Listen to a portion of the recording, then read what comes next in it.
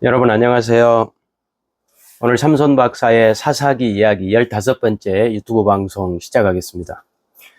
여러분, 우리는 사실 신자가 된 것만으로도 엄청난 복을 받았습니다. 모든 복을 다 받았다고 해도 과언이 아닙니다. 그렇다면 이 복을 실제 우리의 신앙 현실에서 확인하고 누리는 것만 남아 있습니다. 그런데 어떤 신자는 그 복을 많이 확인하고 누리는 신자가 있는가 하면 어떤 신자는 그렇지 못하는 신자도 있죠. 그렇다면 우리는 어떻게 해야 우리 현실에서 신자의 축복, 하나님께서 우리에게 주신 복을 더 많이 확인하고 누릴 수 있을까요? 하나님과 함께 하나님의 일하심에 참여하면서 하나님의 축복을 확인하게 됩니다. 하나님과 함께 하나님의 일하심에 참여하면서 신자는 현실 속에서 하나님의 축복을 확인하게 됩니다. 오늘 사사기 5장 24절에서 31절 말씀을 읽겠습니다. 겐사람 헤벨의 아내 야엘은 다른 여인들보다 복을 받을 것이니 장막에 있는 여인들보다 더욱 복을 받을 것이로다.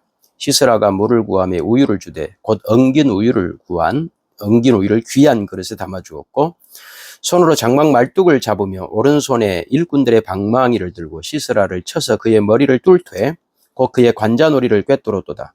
그가 그의 발 앞에 구부러지며 엎드러지고 쓰러졌고 그의 발 앞에 구부러져 엎드러져서 그 구부러진 곳에 엎드려져 죽었도다. 시스라의 어머니가 창문을 통하여 바라보며 창살을 통하여 부르짖기를 그의 병거가 어찌하여 더디 오는가, 그의 병거들의 걸음이 어찌하여 늦어지는가 하며, 그의 지혜로운 시녀들이 대답하였겠고 그도 스스로 대답하기를 그들이 어찌 노량물을 얻지 못하였으랴, 그것을 나누지 못하였으랴, 사람마다 한두 처녀를 얻었으리로다. 시스라는 채색 옷을 노락질하였으리니 그것은 수놓은 채색 옷이리로다. 곧 양쪽에 수놓은 채색 옷이리니 노략한 자의 목에 꾸미리로다 하였으리라. 여호와여, 주의 원수들은 다 이와 같이 망하게 하시고 주를 사랑하는 자들은 해가 힘있게 도dom같게 하시옵소서 하니라. 그 땅이 40년 동안 평온하였더라. 아멘.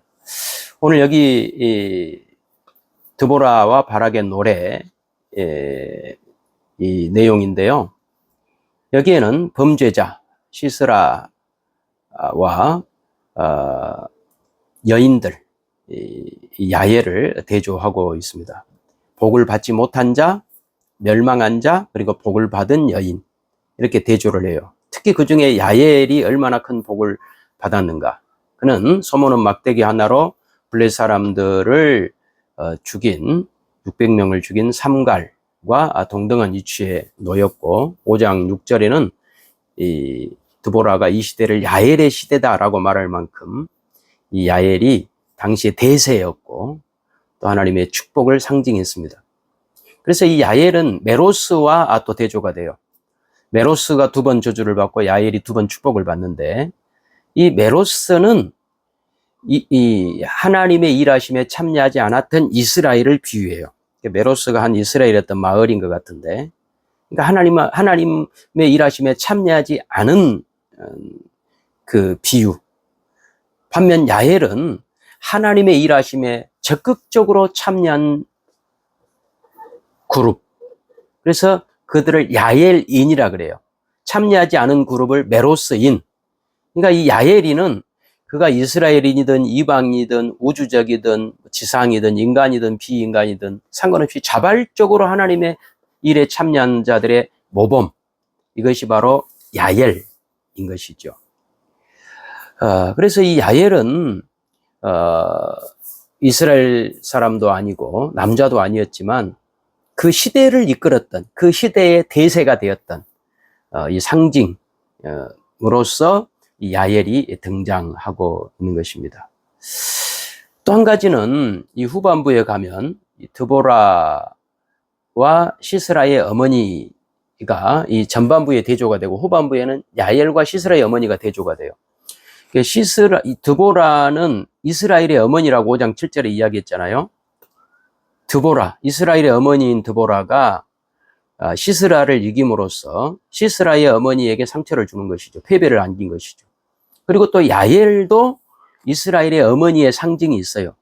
25절에 보니까 우유를 주고 엉긴 우유를 주는 이런 모습에서 이스라엘의 어머니의 이미지가 있죠. 또 그래서 이 야엘하고 시스라의 어머니가 대조가 되는데, 한 명은 시스라를 죽인 이스라엘의 어머니 야엘. 그리고 다른 한 명은 패배당한, 죽임당한 시스라를 낳은 시스라의 어머니. 야엘은 높임을 받지만 시스라의 어머니는 굴욕을 당하는, 패배를 당하는, 자기 아들 때문에 패배당하는, 이게 또 재미있게 대조가 됩니다. 특히 시스라의 어머니는 자기 아들이 전쟁에서 이기고 이스라엘을 물리치고 전리품을 가져오고 여자들도 막 잡아올 것이라고 그렇게 기대를 했는데, 사실은 어떻다고요?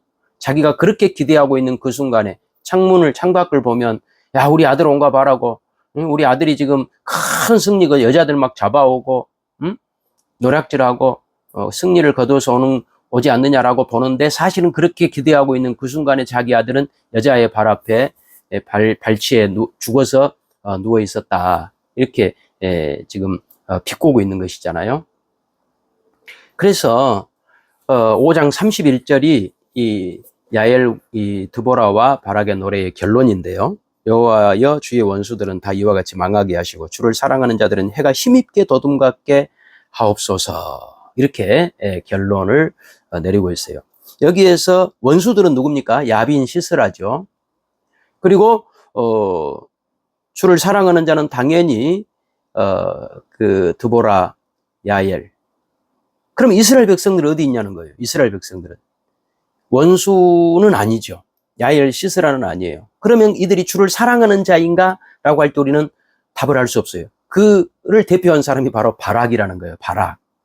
이 바락이 사사이면서도 적극적이지 않고 아주 뒤로 물러서고 소극적이고 참여하지 않았던 이스라엘 백성들의 당시 그 사람들의 모습을 대변하고 있지 않습니까? 그래서 여기에서 지금 우리를 매섭게 다그치고 있는 것이 뭐냐면, 스스로 하나님의 백성이라고 하면서, 이스라엘 백성들처럼 하나님 백성이라고 하면서 하나님의 영광을 위해 그의 온 마음과 정성과 목소리와 모든 것을 다해 하나님의 일하심에 동참하지 않는 자들에 대한 경고를 하고 있는 것이죠. 그러니까 야빈이나 시스라가 멸망했다라고 하는 것은 큰 뉴스가 아니에요. 그건 당연하죠. 그 사람 멸망을. 그런데 이스라엘 백성이면서 하나님의 복된 자녀로 부름 받았으면서 하나님의 일에 적극적으로 참여하지 않으므로, 메로스와 같이, 그래서 복을 누리지 못하는, 너희는 그렇게 해서는 안 된다라고 하는 그런 경고인 것이죠. 어떻게 하라고요? 하나님을 사랑하라고 이야기하죠. 하나님을 사랑하는 자. 31절. 주를 사랑하는 자들은 해가 힘입게 도둠같이 도둠같게 하옵소서. 드보라가 여자지만 힘있게 나아가는 것처럼, 야엘이 여자지만 모든 남자들이 할 수 없는 그 일을 하고 힘있게 나아가는 것처럼, 당시에 대세가 되어 있던 것처럼, 그렇죠? 믿음의 눈으로 볼 때에 드보라가 대세고 야엘이 대세예요. 큰 길이에요. 그렇게 갈 때에 해가 힘있게 도둠과 같은 그 복을 누리게 된다. 이렇게 우리에게 말씀하고 있는 것이죠. 이게 사랑이에요. 언약적 사랑. 사랑은 출애굽기, 신명기,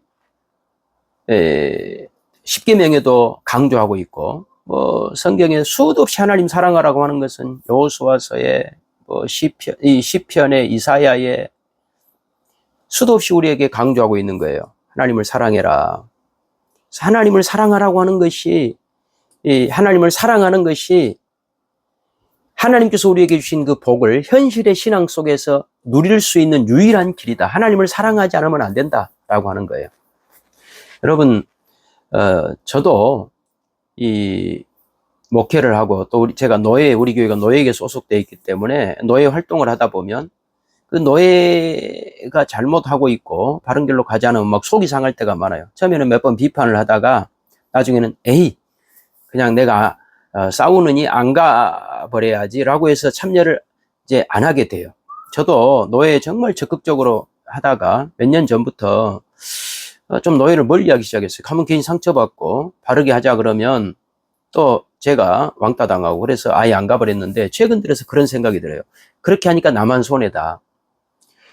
잘못 가고 있는 것을 지적하고 비판하는 것은 뭐 그것들은 의미가 있겠지만 그렇게 해서 잘못하고 있는 걸 내가 하고 내가 더 잘하고 더 희생하고 더 섬기고 더 예수님을 닮아감으로써 복을 누리는 것이지, 아 저렇게 하려면 나는 안 해, 아예 안 가 라고 하는 것은 하나님의 축복에서 제가 제외가 되더라고요.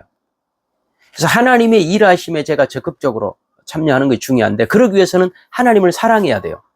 하나님을 사랑하는 마음이 있어야 조금 마음에 안 드는 것이 있어도 그것을 극복하고 넘어설 수 있는 것이죠. 그게 사랑인 거예요. 교회 신앙생활도 마찬가지예요. 여러분, 교회 신앙생활 하다 보면 여러분 마음에 안 드는 일들이 많이 있을 것입니다.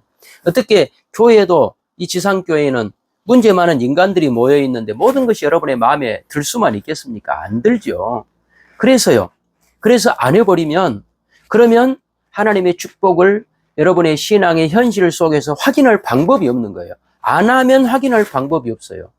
해야만 확인할 수 있는 거예요. 그래서 제가 지난 유튜브 시간에도 말씀드렸고, 지난 주일 저희 교회 설교에서도 우리 기독교 신앙은 좁은 길이고 좁은 문이라고 마태복음에 표현했지만, 그러나 그것은 세상적 시각에서 볼 때 좁은 문이고 좁은 길이지, 하나님이 볼 때는 사랑하고 믿음으로 사는 것이 넓은 길이고 넓은 문이다라는 말씀을 드렸어요. 그게 대세예요. 대세. 모든 신자가 가야 될 길인 거예요. 그런데 이제 그게 세상적인 보상이 없고 사람들이 알아주지 않으니까 세상적으로 볼 때는 좁은 문, 좁은 길처럼 보인다는 거예요.